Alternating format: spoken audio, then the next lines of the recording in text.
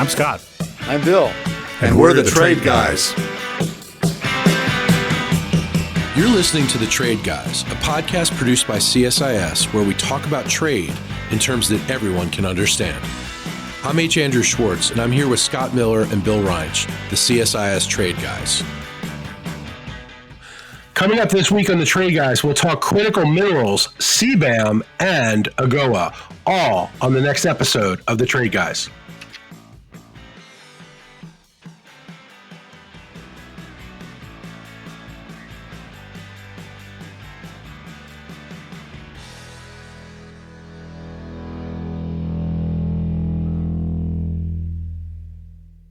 Trade Guys, I am glad to be back. I've shaken my nasty cold and trying to shake the allergies. It is pollen season here in D.C. Man, oh man. You've been on injured reserve for some time here. I've been on injured reserve, I know. It's when you have no voice, it is very hard to address the Trade Guys. We're glad to have you back in the starting order. Thank you, sir. And I wanted to ask you guys, because this has been burning in my brain, about critical minerals and why are countries from Europe to Asia clamoring to sign critical minerals agreements or CMAs with the U.S.? Well, they want to share the market. I mean, it's business, you know. The Inflation Reduction Act sets up substantial incentives for EVs and some other things, but specifies the parts and components and the minerals, A, can't come from China, and B, if they're coming from somewhere other than the United States, have to come from a country with which we have a free trade agreement, an FTA. And I made this point in other context. One of the ironies of this, Congress never got around to defining what an FTA is. And I can blame myself partly because back in the 80s when I was doing this, in the Trade Act of 87, we didn't bother to do that. So the term has been undefined ever since. And it has come up, and the IRA doesn't define it either. And it has come up in a big way with these critical minerals agreements because we have FTAs with countries like Chile and Australia that are major mineral suppliers. So good on us, good on them. But we have other countries that want to be integrated into our supply chains that have resources, either the minerals or refining capacity, that don't have FTAs with us. And what the administration did once was negotiate just a CMA, a critical minerals agreement with Japan, and then they're calling it an FTA. And that has led other countries to line up to try to do the same thing. The EU, where negotiations are fairly advanced. The Philippines is talking about it. Indonesia has said something about it. There are, I think, other countries that are thinking about it as well. And it's trying to get a share of what they anticipate will be a large market here, mostly for battery minerals. So at the same time, there's been a negative congressional reaction on two grounds. One, that they weren't consulted on the Japan agreement, and the Japan agreement was not submitted to them for approval. And I think the congressional view is that anything that looks like a trade agreement and quacks like a trade agreement ought to be submitted to Congress for approval. And that one wasn't. So the administration did a bad thing. But they also make the point that it's not really a free trade agreement because free trade agreements are supposed to cover substantially all trade. And this doesn't. None of these do. They only cover minerals. So there's tension in Congress, and it reached the point last week when the House Ways and Means Committee voted out a bill that for the first time defines FTAs, and the definition is predictable. It says it has to cover substantially all trade, which would rule out the future critical minerals agreements that are being negotiated, including the one with Europe. And it says they have to be approved by Congress. So Congress is asserting its authority and is trying to define these things really from a purist point of view by saying the way it's the WTO definition of free trade agreement. It covers substantially all trade. So it's not some lunatic, strange definition. It's the mainstream definition. But minerals agreements don't cut it. And so if the bill passes, which I think is problematic, but if the bill passes, I think it would preclude reaching the agreement with Europe and with other countries. I don't think it's retroactive, so I think the Japan one will stick. But it will, if it does pass, it'll prevent, I think, future agreements unless we're prepared to do the whole 9 yards and do a real FTA. And that will slow down our transition to greener technology because it'll restrict our access to minerals. Well, look, Bill's right about the origin of this, which is the subsidies associated with these battery production or electric vehicle production, whatever is combined there. In the first year of the Biden administration, there were 3 major bills passed, all of which had massive subsidy components in them. The American Recovery Act, the Inflation Reduction Act, and the Bipartisan Infrastructure Act. And all 3 of those, they totaled up to about $6 trillion in incremental spending. I recall there was a cover of The Economist magazine that had President Biden on it and called him the $6 trillion man. And so it's a lot of dough. And there's always, if you're anywhere close to a business that is within the context of receiving subsidies, you're going to try to go for that. And that's certainly what's happened worldwide. I do think Congress meant what it said about free trade agreements. And there are 20 countries with whom the United States has a trade agreement that is substantially all trade. Many of them have important mineral sectors. Bill mentioned Chile and Australia. I'd add Canada and Peru and several other Latin American parties, including Mexico, all of which have substantial mineral sectors and could benefit from close relations with the producers in the United States through all the other things that are in a free trade agreement. So we'll see if they sort it out. I mean, one of the things that happens when you get close to the end of a 4-year administration or get close to a presidential election, you find out that executive agreements are a lot like executive orders. They tend to be written in disappearing ink. And so if you can get them in some, what looks like a final form before the personnel changes, whether it's within Biden's second term or a Republican president instead of President Biden, there are always changes and you want to try to nail it down. I think that's what's happening now. So you guys mentioned that there's a number of roadblocks or potential roadblocks that the Biden administration may face in Congress. I want to ask you about those. And then also I want to ask you about a new proposal from Ways and Means on defining a free trade agreement. How does that fit into this picture? Well, it would shut off most of the negotiations. There's only one negotiation going on, and that's with the EU. Right. There's a number of wannabe countries that have suggested they're interested too, including the Philippines. USTR is not taking anybody else up on the offer. So it's not clear to me how anxious the administration is to actually do these things to begin with. But the Japan one got everybody riled up in Congress. And the EU negotiation has been going on now, I would say, for a year or so without conclusion. The relevant commissioner, Vladis Dombrovskis, spoke on this last week at a press meeting and said that it was almost finished and the substance was finished. What was left was political will to conclude, which I thought had been the problem from the beginning. So I'm not sure how much progress they've really made, but we'll see. I think the bill, the bill is going to stir up a lot of people. Dombrovskis was asked about it, and he said he needed to talk to the administration and the people on the Hill about it, which was probably the safest thing to say. I'm not sure what the bill's chances are. The bills were not bipartisan. The committee acted on, I think, 6 bills altogether, and they were all passed on more or less party line votes. I think this particular one got a couple of Democrats. I don't remember what the breakdown was. Most of them were party line. And they were party line for a couple reasons. One was, as often happens on the Hill, the not invented here syndrome. The Democrats said, you didn't consult with us. You didn't talk to us. You didn't take our language. So we're going to vote against your bill, even though they might support the bill.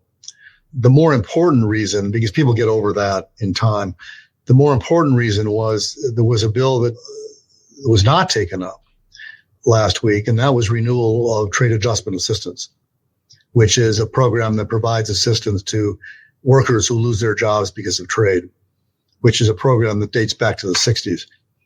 And it's a program that the Democrats support Republicans have been much less willing to support over time. And in the past, recent past, not total past, but in the past 10 years or so, it's tended to be linked to Trade Promotion Authority, which is authority for the administration to negotiate new agreements, which expired this time around in June of 2021. And the Republican attitude is the two are linked. So no TPA, no TAA. And the administration has not sought renewal of Trade Promotion Authority. And so it's dead for the time being.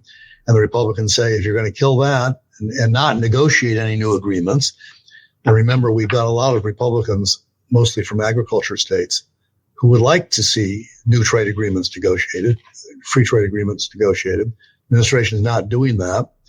And so they're saying, well, if you're not going to do that, we're not going to reauthorize TAA. TAA is a big Democratic priority. And they said, if you're not going to do that, we're going to oppose all your bills. And so there it sits. You know, the full committee voted them out with the slim majority they've got. I don't know if they'll ever get to the floor. If they get to the floor, I don't know that they'll pass. We'll see. And even if they do pass, I think in the Senate, which the Democrats control, TAA will be back. And then there will be an effort to see if they can cut a giant deal, and maybe after the election, but I don't expect anything before that. You know, when it comes to minerals, it strikes me that one of the amendments that might come up, or that bill to make it to the Senate, would be from Senator Dan Sullivan of Alaska. And he'd want to include the Commerce Clause as qualifying as a free trade agreement, because Alaska happens to have a fairly large share of the Earth's crust, and a lot of the minerals, the very minerals that are needed for the production of batteries and other devices that are part of this renewables economy and part of the plans to get to net zero. And yet the Interior Department is blocking most of the mining operations in a state. So I don't know. Senator Sullivan's a good guy. He's a friend of CSIS, former Assistant Secretary of State, understands the issues as well as the international issues. But someone who works across the aisle, which is why he's friends with CSIS. Yes, but he's got to be saying, "Hey, what about us? you want a minerals agreement with Europe, and you're blocking off extraction done the American way in Alaska. How about that?" Well, speaking of all that, let's talk about the recent climate task force that was established by the White House. Is the task force going to accomplish anything meaningful, or is this more of a symbolic action ahead of November? Well, you know, it's a great mystery. John Podesta, who is succeeding John Kerry as I don't know what you call him, the climate envoy. Climate czar. We don't use czar anymore, Andrew. It's become a bad word. I didn't know that. Well, I'm not sure why, but we had too many of them for a while. I think in Obama, we had so many of them that people started making fun of the czar role. And so it kind of fell out of favor. Of course, you'd think that Trump, with his relationship with Putin, would want to have more czars, but he didn't. So anyway, couldn't resist. Sorry. Anyway. Let's not forget that Tariff Man was the inspiration for this very show, The Trade Guys. Yes, this is true. Our careers in podcasting to President If he Trump. comes back, maybe we'll have to go to twice a week. You never know. You never know. Anyway, Podesta gave a speech at Columbia University last week in which he said that they're going to create a climate task force at the White House. And so far, nobody seems to know what he meant, and nobody seems to know anything about it. Ambassador Tai was asked about it a day later when she testified also last week before the Ways and Means of the Finance Committee. I forget which time it came up. And she said that all she knew about it was that she was on it, but she didn't know anybody else that was going to be on it. And so it's a bit of a mystery so far. There seems to be some tactical analysis about it, because what Podesta also said was that we're ready to deepen dialogue with our partners and allies around the world, from the UK to Australia to the EU, as it pursues its carbon border adjustment mechanism. Some people have interpreted that as a statement that we need to get out of the strict EU-US relationship on border adjustment measures, and we need to expand the conversation to cover more people because we're not getting anywhere with the EU. And it may well be that what this task force turns out to be is an effort to do that, to broaden the conversation beyond the one that's going on right now in the sustainable steel and aluminum agreement negotiations with the EU, which have been, as we've said before, which have been punted until after the election. So an area where, we're not making a lot of progress with the EU, where we apparently want to be exempt from the CBAM, their CBAM. They don't want to let us do that for obvious reasons. They think what we want to do is not WTO compliant, which is proof once again that there's no WTO rule against hypocrisy, since the EU isn't bothered by WTO rules when they find them inconvenient. But in this particular case, it's convenient to rely on the WTO. So this is a good idea that is Washington is famous for, capitals are famous for, because it is actually conceptually very attractive idea.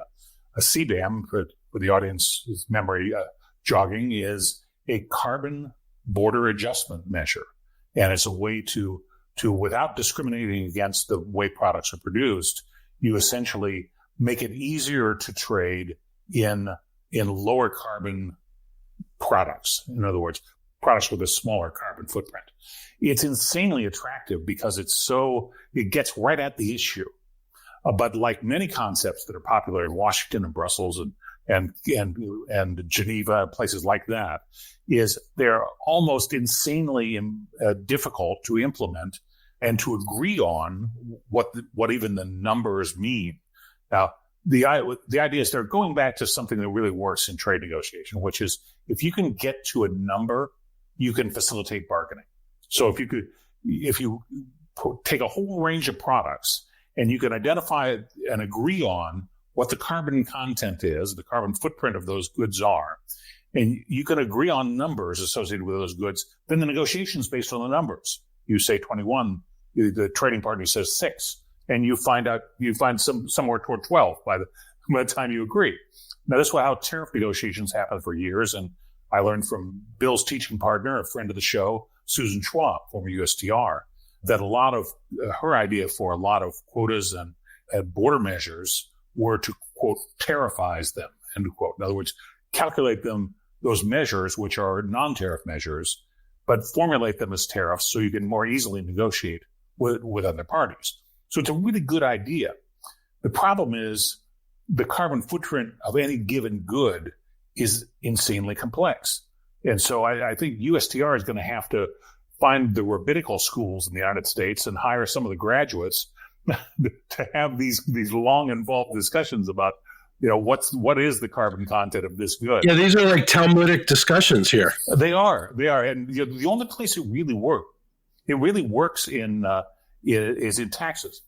The value-added tax, which is a border-adjustable measure, works like a charm because everybody calculates taxes the same way, and they've managed to harmonize it there. But get any more complicated in the way something's composed, it's ugly. So, but the answer in this case is what you said about taxes, to calculate in the same way. You begin this process with a global agreement on how to measure carbon content, and there's some private sector groups that have actually done that. Typically, each one is different. And what we need to have happen is countries to get together and agree on one or create a new one. If everybody counts it the same way, then you're not going to have a lot of arguments. If people do it differently, then you create arguments about protection. So the EU says, well, the American way of calculating is designed to favor their industries at our expense. We say the same thing about the CBAM. It's designed to give European companies a pass and to tax the importers, and it's just protectionist. So if you have a common method of counting, which we don't, you solve a lot of those problems, and that should be the first step. I don't see the U.S. government doing a lot right now to try to make that happen. I mean, the data is there, the vehicles are there, the information is there. I mean, it's harder than I'm suggesting, because there's, you get Talmudic arguments, as Andrew said, about what should be in and what should be out when you count. And if you're an environmentalist, you feel very, very strongly about that. But you also get innovation, and you get different kinds of products and new methods that weren't around when the initial calculation was created. Okay, and you have a tough time accommodating for them. So, which means you always have to be recalibrating your standards. Yes. But you begin there. The other piece of the argument that makes it difficult is the WTO rules say, the national treatment provision of WTO rules say, you got to treat the foreigners the same way you treat the domestics. So if you're going to have a CBAM, which taxes imports based on their carbon content, you also have to tax your equivalent domestic producers based on their carbon content. The Europeans claim that their CBAM, carbon border adjustment measure, will do that. Since nobody has to pay anything until 2026, it's kind of an academic question at this point. I think they'll be sued on that, and then we'll see what a WTO panel says. But they claim it's compliant. One of the U.S.'s problems is that we don't have a domestic price for carbon, and we don't have a domestic tax on carbon. So there's actually a proposal now finally in the Senate to do that, but it's a long way from enactment. Guys, we have enough time to talk about one of Scott's favorite subjects, AGOA. Scott, first tell us what AGOA is, and let's get into it. What does this renewal bill set out to do?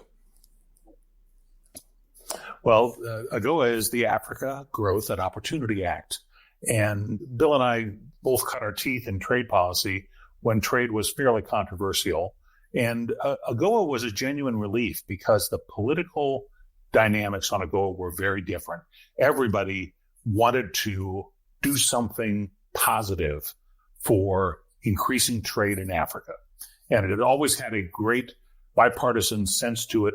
There was a Pan-African consciousness in both the Congress and the administration, a desire to do something and build closer relationships through commerce with Africa. So that was always the positive idea, and it's always achieved fairly high levels of support. The disappointing side is it's never really produced much in terms of results. And while there's a series of modifications or proposed reforms to AGOA, proposed by Senator Coons of Delaware and Senator Risch, it's a bipartisan proposal. As AGOA has almost always been bipartisan. But there's so little results to show over the years. It's one of these things that everybody hopes for the best, and we get pretty flat results. I've concluded that this goes back to the way AGOA was created and the ideas behind it. It's really a preference program that is very much like GSP, or the regional program that followed GSP was the Caribbean Basin Initiative. GSP was the generalized system of preferences. Now, those were 1970s in concept. And at that time, apparel had high quotas as well as tariffs. And so apparel was a very protected sector. And by giving relief to quotas on apparel, you could actually really produce some strong preferences that helped economies export to the United States in ways they couldn't without those preferences. We negotiated what was called the multi-fiber arrangement in the 1994 Uruguay round, and it was implemented in 2004. And by the time we were done, quotas had gone, and apparel was a lot cheaper, but preference programs didn't provide that much of an edge anymore. And we've had trouble with them working effectively ever since. I think that's the story with AGOA. I like the idea that a couple of senators who have leadership roles are thinking about it. What I'd ask them to think about is, what can we do to help Africa grow? That's the core question. And it may not be a trade preference program at the end of the day, but good motivation. We just need a better question. Yeah, I was going to ask you, what's different in this bill, and why will this time be any different than the other times that you've just described? Well, it reduces the review frequency. So instead of an annual review, there's biennial reviews. It tries to eliminate some of the burdens. It focuses it to a greater extent on supply chains, which Africa has internally focused on eliminating barriers between countries. The intra-Africa trade barriers are often quite staggering versus the extra-Africa or inter-Africa trade policy with the United States. So there's some good things. There's some ways to improve it. It's a little dial turn of what we have now. I'd rather see some reform thinking that's really radical and ask some very basic questions.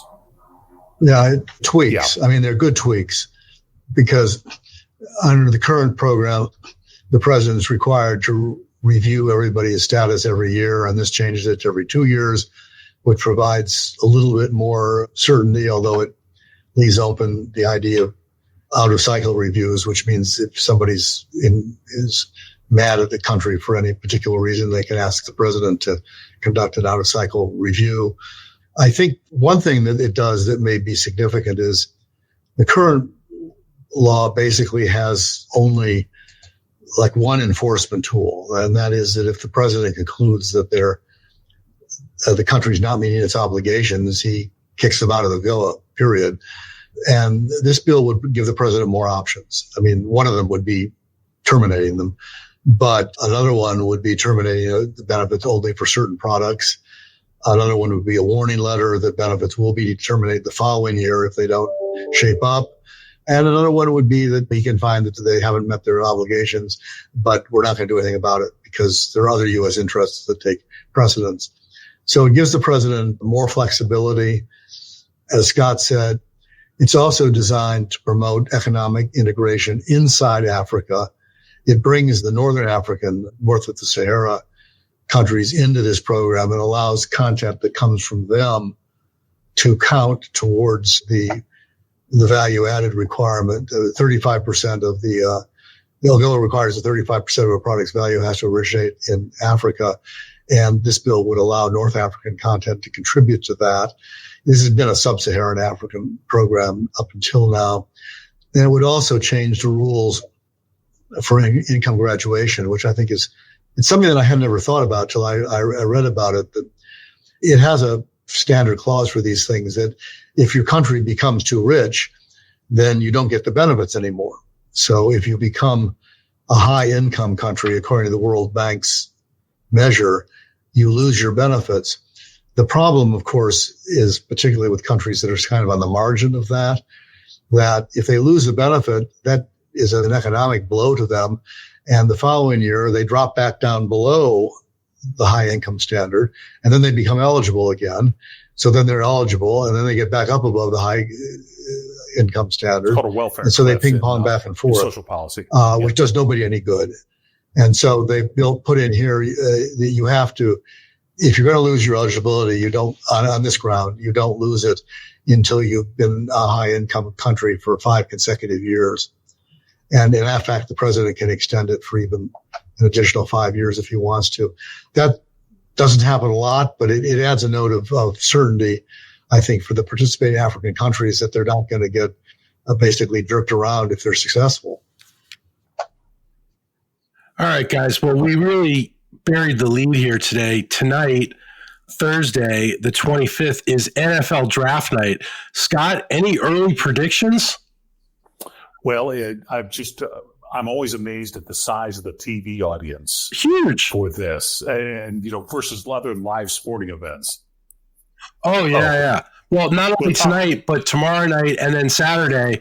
And in fact, in our household, the Schwartz household, this is a very special draft because my oldest son's teammate is expected to go either in the 3rd or the 4th round, and we're going to be attending a draft party with him on Saturday.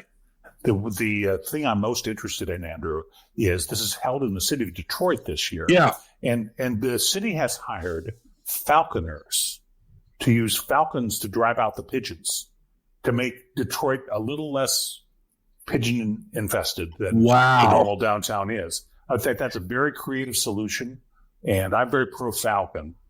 Not the Atlanta Falcons, but the bird. So I'm interested to see how they do. It's one of those kind things it's a Darwinian solution. That tickled my natural sciences self. Well, I got to say, I mean, to me, this is like watching paint dry. But if they're going to have videos of the falcons attacking the pigeons, that's worth watching. I'm sure that will be available somewhere, probably somewhere in the far reaches of YouTube. We'll find it for you, Bill. Yes, guys, thanks a million, and we'll talk trade next week.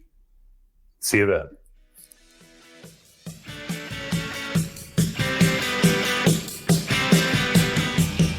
To our listeners, if you have a question for the Trade Guys, write us at tradeguys@csis.org.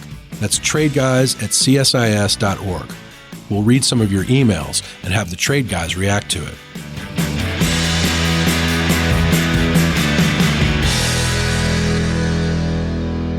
You've been listening to The Trade Guys, a CSIS podcast.